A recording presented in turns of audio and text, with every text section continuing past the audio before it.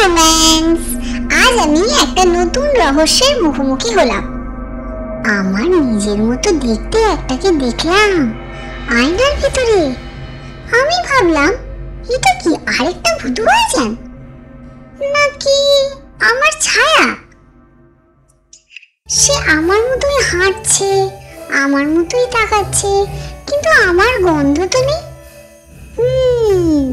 কিছু একটা গোলমাল আছে।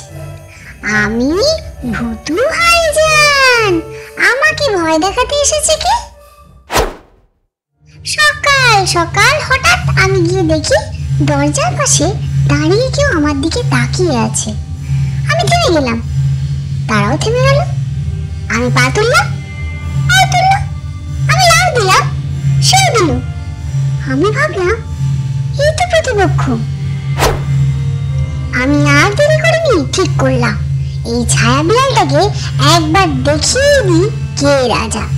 আমি থাবা তুললাম, পর দিলাম আয়নায়, কিন্তু ও কোথাও গেল না, শুধু তাকিয়ে রইল আমার চোখে চোখ রেখে। অসাধারণ সাহস।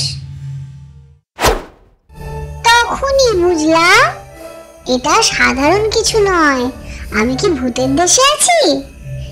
এক রহস্যময় কাঁচের জাদু, হিউম্যানদের এক যন্ত্র যেখানে আত্মা ধরা পড়ে।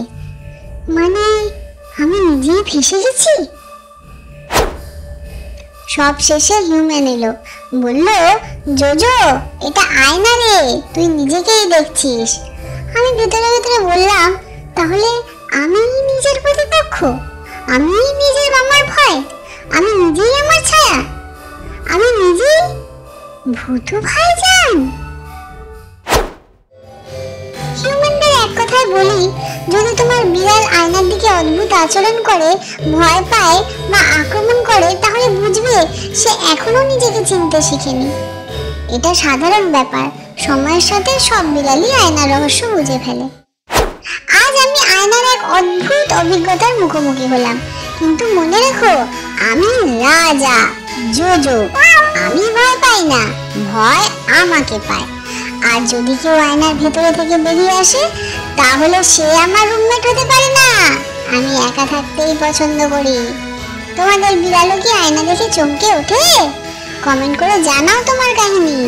লাইক করো, সাবস্ক্রাইব করো, না হলে আজ রাতে তোমার আয়নায় আমি বসে থাকবো, চোখ গোল গোল করে তাকিয়ে, ভূতু ভাইজান স্টাইলে।